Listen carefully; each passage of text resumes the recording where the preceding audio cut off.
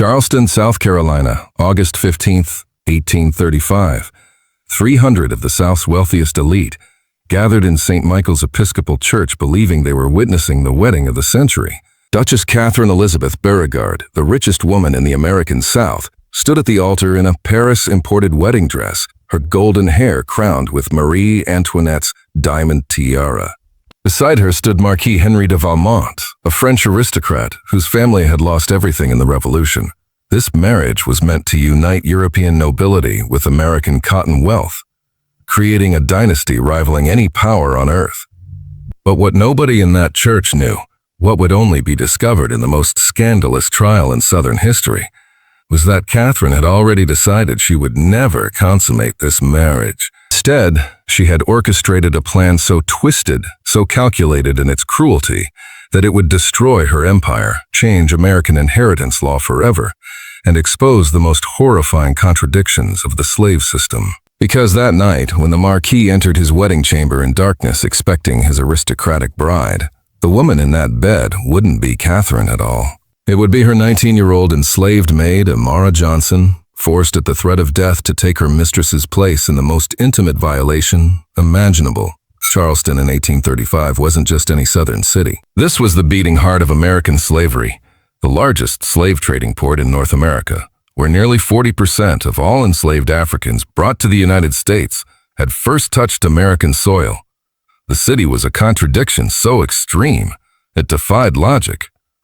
Magnificent neoclassical mansions with white columns stood on the same streets as markets where human beings were bought and sold, like cattle. South Carolina's population was approximately 70,000 free inhabitants, but 57% of all people in the state were enslaved, owned by roughly 26,000 white Americans who had built their entire world on unpaid black labor. Cotton was king. After the cotton gin's invention in 1793, the South had transformed into a cotton-producing machine feeding textile mills worldwide. Cotton represented 57% of all American exports, making it the global economy's most valuable commodity.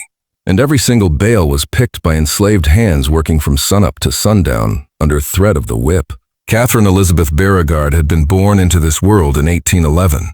When her father, Duke William Bourigard, died suddenly in 1833, Catherine inherited an empire most men couldn't dream of controlling. 5 massive plantations spanning 15,000 acres. Production of over 5,000 bales of cotton annually worth more than $2 million. And human property consisting of 847 enslaved people whose lives she owned as completely as her furniture. At 24 years old, Catherine was the South's most powerful woman, and everyone who knew her agreed on one thing. She was also the coldest, most calculating person they'd ever encountered. She had golden blonde hair and elaborate Victorian styles, ice blue eyes that seemed to look right through people, and porcelain white skin she protected obsessively because tan skin suggested outdoor work, and that meant you might be mistaken for someone less than aristocracy. But her personality truly terrified people. She had inherited her father's brutal management style and perfected it into something even more efficient and cruel. On Catherine's plantations, control was absolute. The enslaved people lived in windowless wooden cabins, barely qualifying as shelter. They worked dawn until dark with daily quotas they had to meet or face the whip. Catherine's overseers were chosen specifically for their capacity to intimidate. She had perfected a system of rewards and punishments, creating hierarchies among the enslaved population themselves, turning people against each other to prevent organized resistance. She separated families without hesitation, selling children from mothers if it served her economic interests. She punished pregnant women who couldn't maintain work pace. She was, by every measure, exactly the monster that the slave system produced when you gave someone absolute power over other human beings with no accountability whatsoever. But there was one thing Catherine had never inherited from her father: any interest in marriage or the physical intimacy that came with it.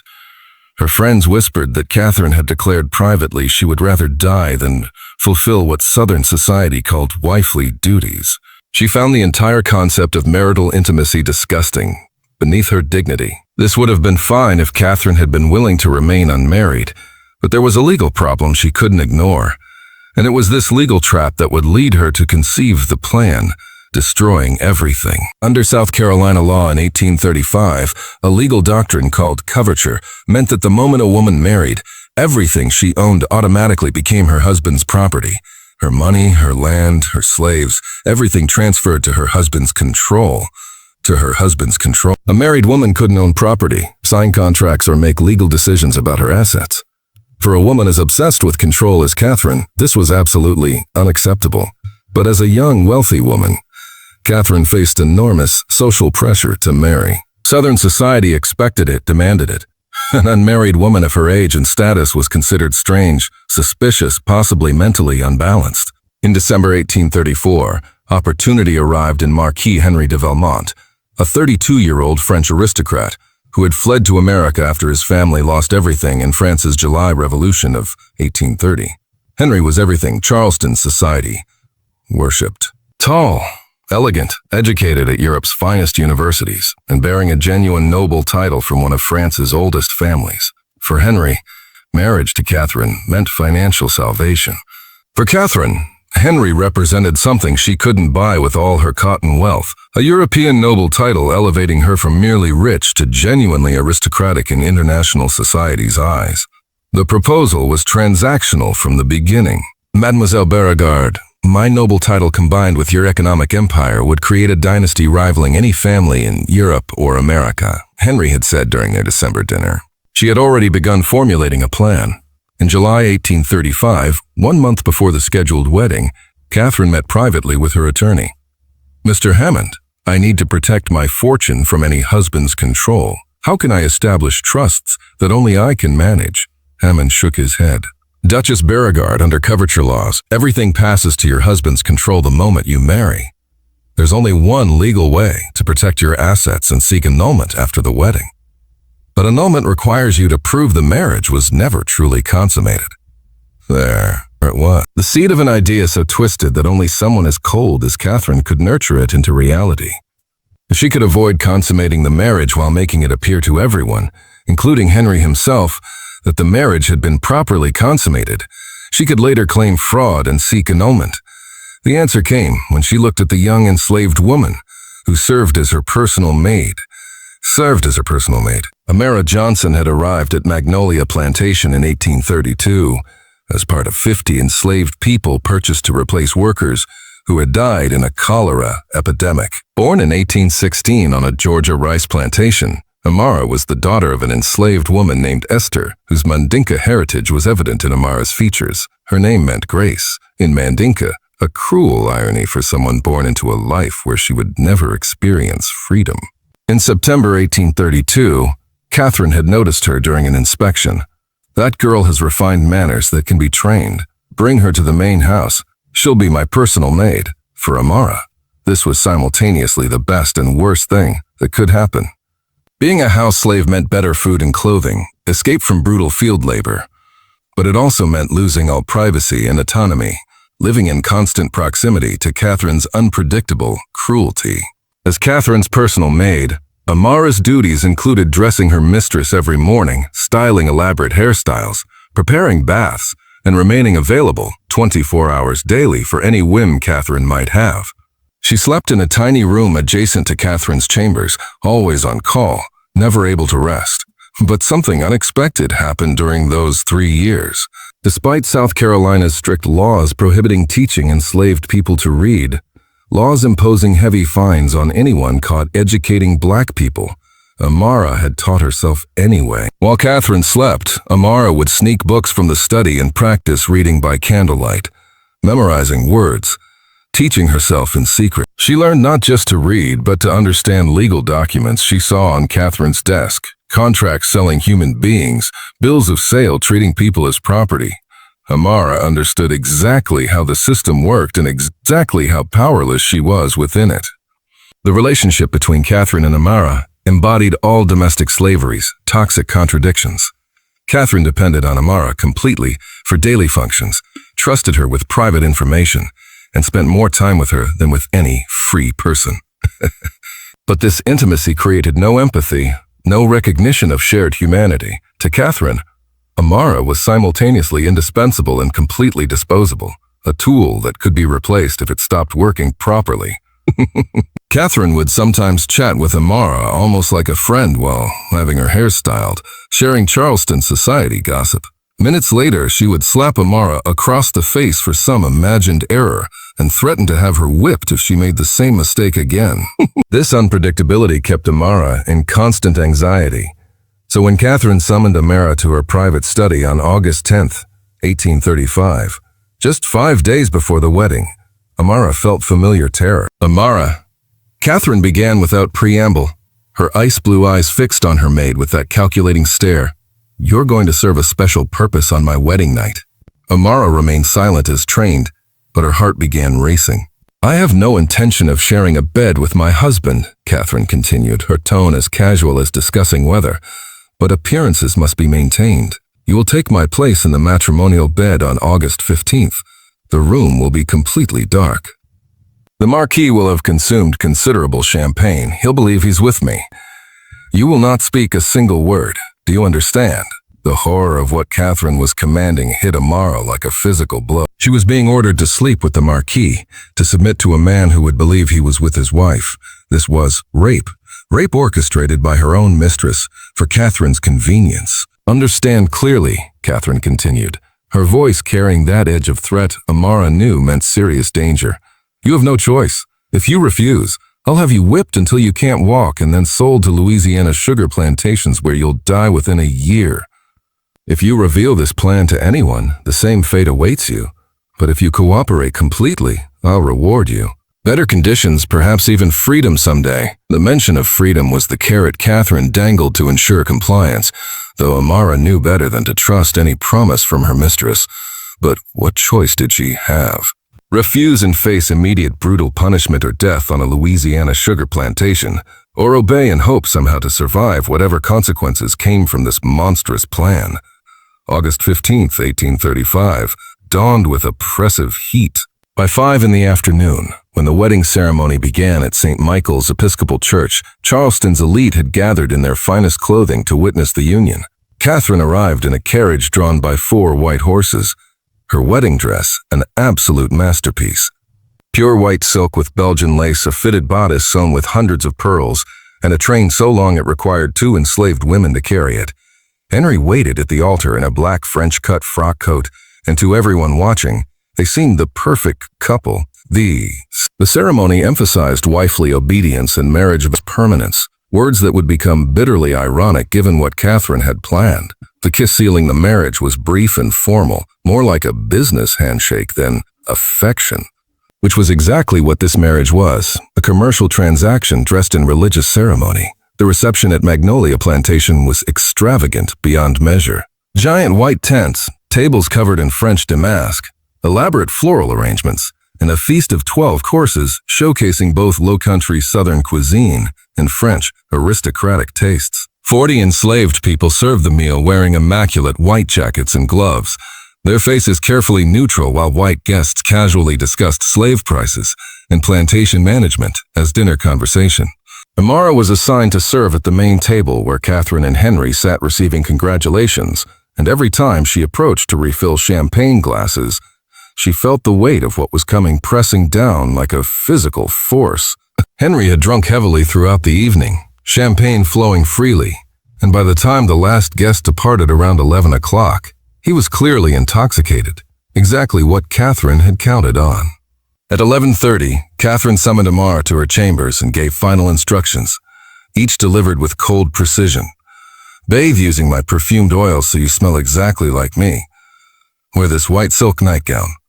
Braid your hair in the exact style I wear to bed.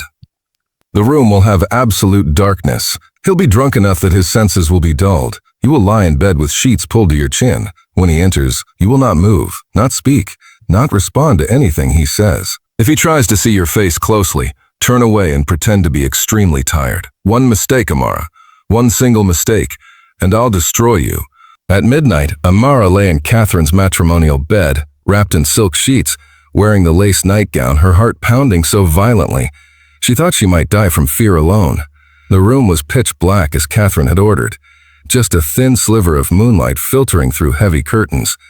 Then she heard footsteps, heavy, unsteady footsteps. The door opened.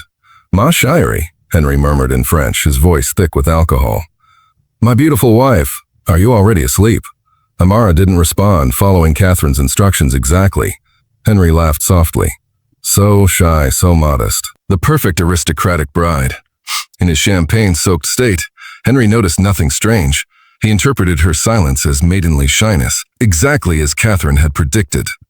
The darkness, his intoxication, and his assumptions about how aristocratic wives behaved on wedding nights all combined to make the deception complete. What happened next was exactly what Catherine had orchestrated.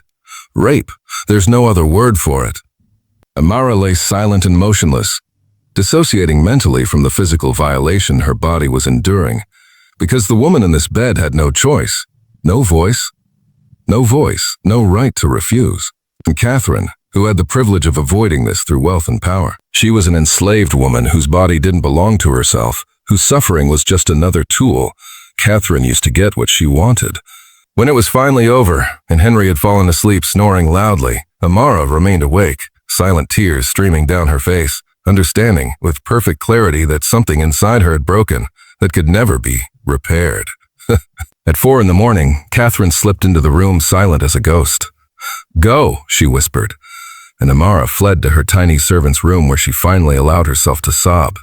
Great heaving gasps she muffled with her hands. The next morning, Henry woke alone with a splitting headache and only vague memory of the previous night. Ooh. Catherine entered already fully dressed, playing the role of modest wife. "Good morning, Mom Mary." "Oh, I trust you rested well." Henry smiled, kissed her hand with French gallantry, and admitted he remembered very little. "The champagne was generous, ma femme. I confess last night is rather blurred in my memory." Perfect. Catherine's plan had worked exactly as calculated. She had technically fulfilled her marital obligations without actually enduring them herself. She had avoided any grounds for annulment based on non-consummation, and she had maintained all social appearances her position required. The only cost was Amara's humanity, dignity, body, and soul. But to Catherine, that wasn't a cost at all. That was simply appropriate use of property she owned. In the weeks that followed, Catherine and Henry settled into their marriage of convenience. Henry oversaw financial accounts and enjoyed his new status. Catherine maintained absolute control of plantation decisions. They slept in separate bedrooms, as was common for aristocratic couples. Everything appeared normal. Everything appeared successful. But in October 1835, 2 months after that terrible wedding night, Amara began experiencing symptoms that filled her with terror even greater than what she'd felt lying in that dark bedroom. Nausea every morning. Extreme fatigue, sensitivity in her breasts, and most damning, her menstrual cycle had stopped completely. She was pregnant. Amara tried desperately to hide her condition, but by early November, the nausea had become so severe she was vomiting every morning. Margaret O'Brien, the plantation housekeeper who had worked there 30 years, noticed immediately. "Girl, I need the truth. Are you with child?" Amara tried to deny it, but Margaret was too experienced to be fooled. "I have to report this to the Duchess, sir." That afternoon, Catherine summoned Amara to her study, and the Duchess's face showed something Amara had never seen before. Not just anger, but something close to panic. Because Catherine, for all her careful planning, hadn't considered this possibility, Catherine demanded. Amara nodded, unable to speak. Whose child? It was a trap of a question. If Amara told the truth that Henry was the father because of the night Catherine herself had orchestrated, it would expose the entire deception and potentially destroy Catherine's marriage and fortune. Fortune. "You know whose child it is," Amara said, finding courage in her desperation. "You ordered me into that bed. You orchestrated everything that happened that night." The silence that followed was absolute and terrifying. Catherine's face had gone pale, then red, as her mind rapidly calculated the catastrophic implications. The child Amara carried was technically Henry's heir, conceived on what everyone believed was the legitimate wedding night. But under South Carolina law, specifically the doctrine of partis sequitur ventrum, meaning the child follows the condition of the mother, any child born to an enslaved woman was automatically enslaved regardless of who the father was.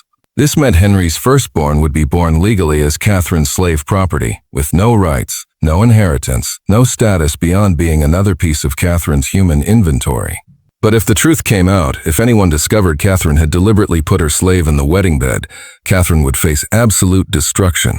annulment of marriage for fraud, loss of her fortune under coverture laws, social scandal making her a pariah, possible criminal charges. Everything she had tried to protect would be lost. Listen very carefully, Catherine finally said, her voice shaking despite attempts at control. No one can ever know that Henry is the father. No one. We'll say you became pregnant by one of the field slaves. You'll give birth in the slave cabins, and the child will be raised as a regular slave. And if anyone asks questions, if anyone suspects anything, I will have you sold so far away you'll never see this child again. Amara understood perfectly. She understood she was trapped. She understood that the child growing inside her, Henry's legitimate biological heir, would be born into slavery because of the woman who had orchestrated his or her conception.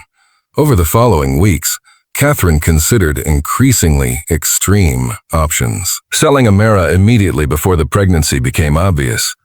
Forcing an abortion through brutal methods, sometimes secretly practiced on plantations. Even killing Amara after the birth. But each option carried risks Catherine wasn't willing to take.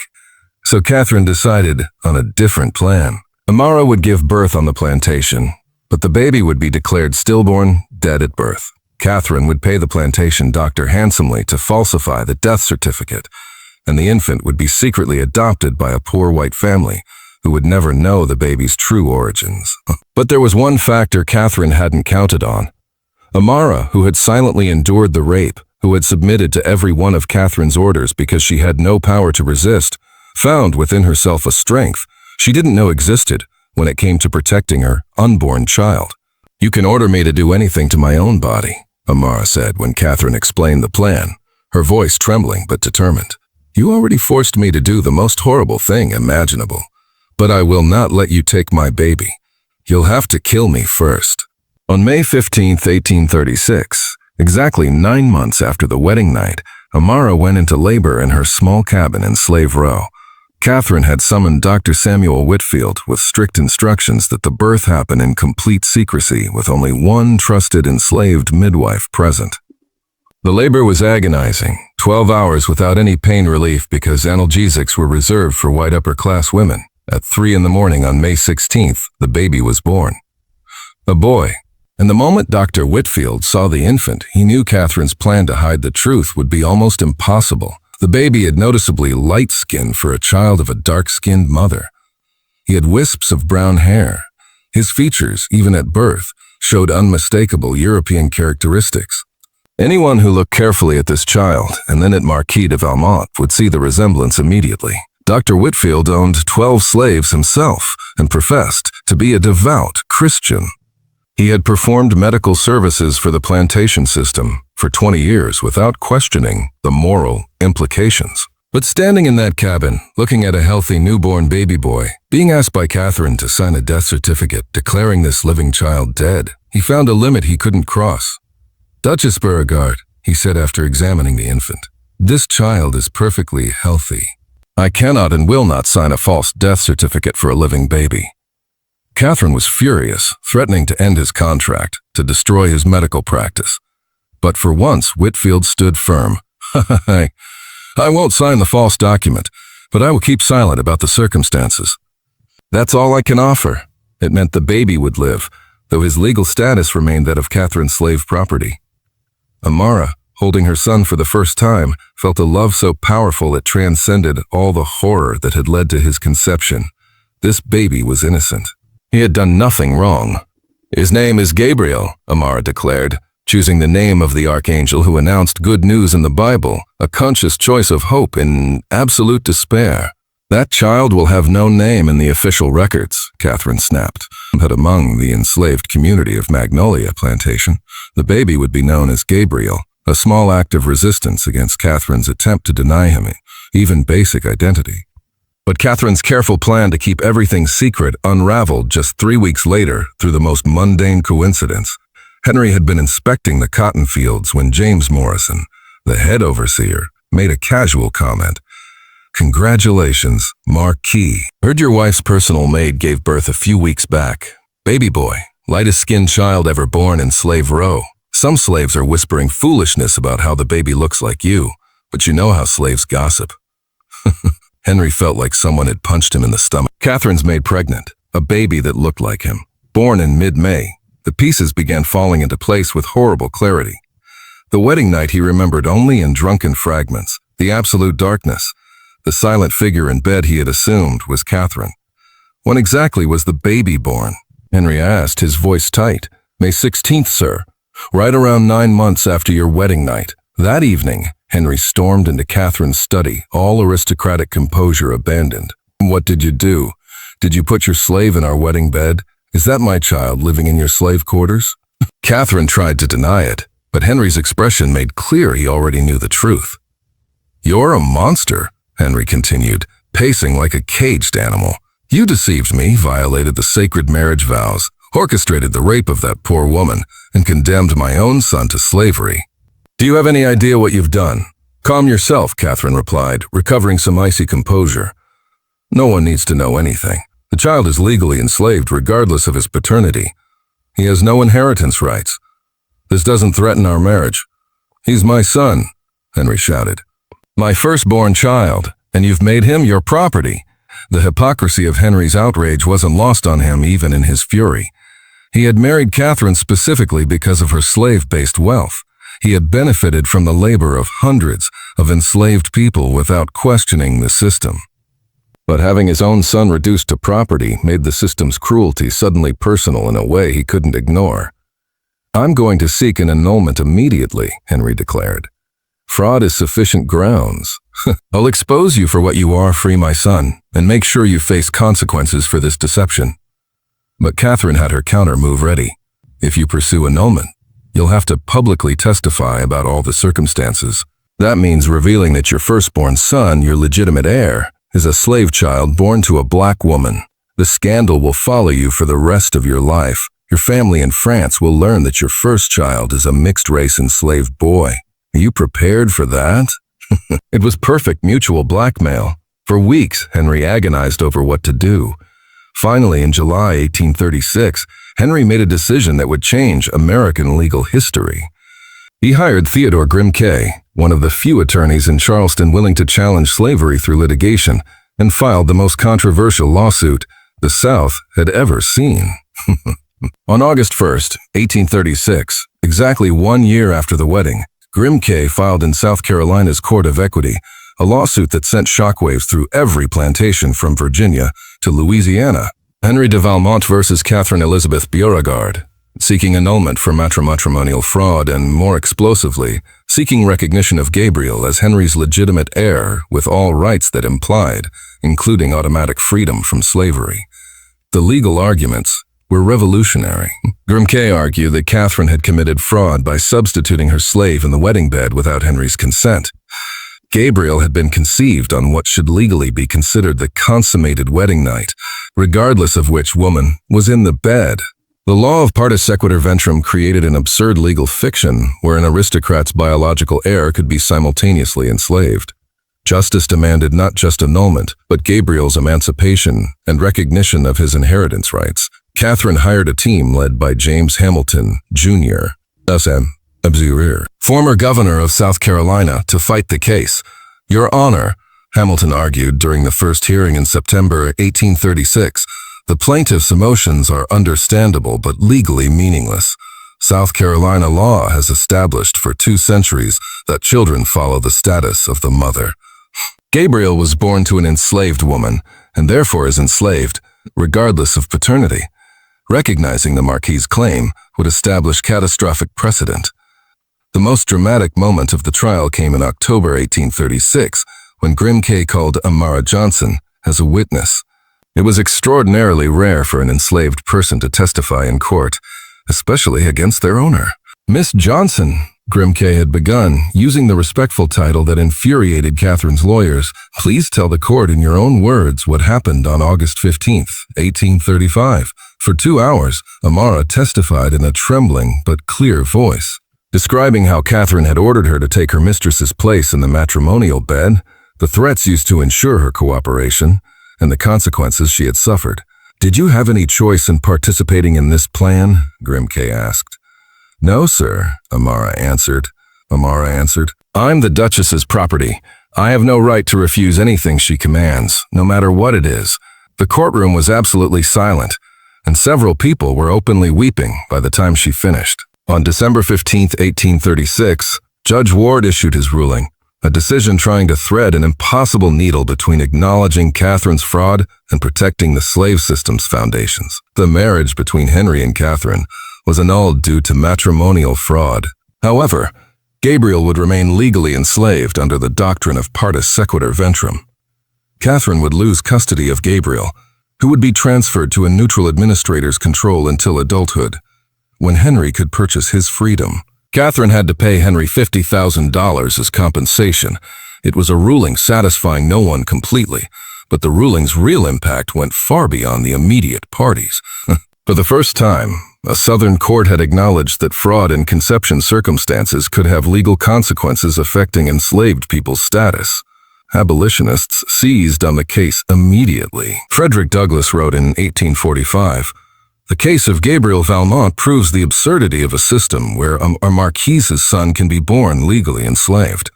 The scandal destroyed Catherine completely. Charleston society, which had once competed for invitations to her plantation, now shunned her as a moral monster. Newspapers had covered every trial detail, turning her into a symbol of aristocratic degeneracy. Most devastating, she had lost exactly what she'd tried to protect. Her fortune was diminished. Her social position was destroyed. The possibility of another advantageous marriage was gone.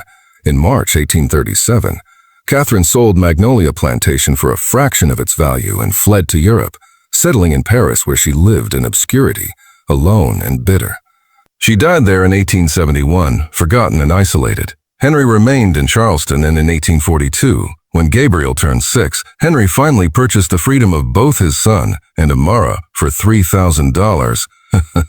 Gabriel was officially emancipated and recognized as Henry's son, granted the surname Valmont, and educated by private tutors, something extraordinarily rare for a child of African descent in the antebellum South. Amara, freed simultaneously, rejected Henry's offer of financial support. Financial support. "I want nothing from you except that you care for my son. I'll earn my own freedom." Using reading and writing skills she taught herself, Amara established a small clandestine school in Charleston, where she taught black children to read, black children to read. It was illegal and dangerous work, but Amara had learned that her own freedom meant nothing if she didn't use to help others gain the tools that might someday free them too. This is history's most shocking substitution, where one woman's perverse decision on her wedding night created ripples that helped tear down the very system that had given her absolute power, and where the courage of one enslaved woman and her son helped prove that even the most carefully constructed system of oppression contains the seeds of its own destruction.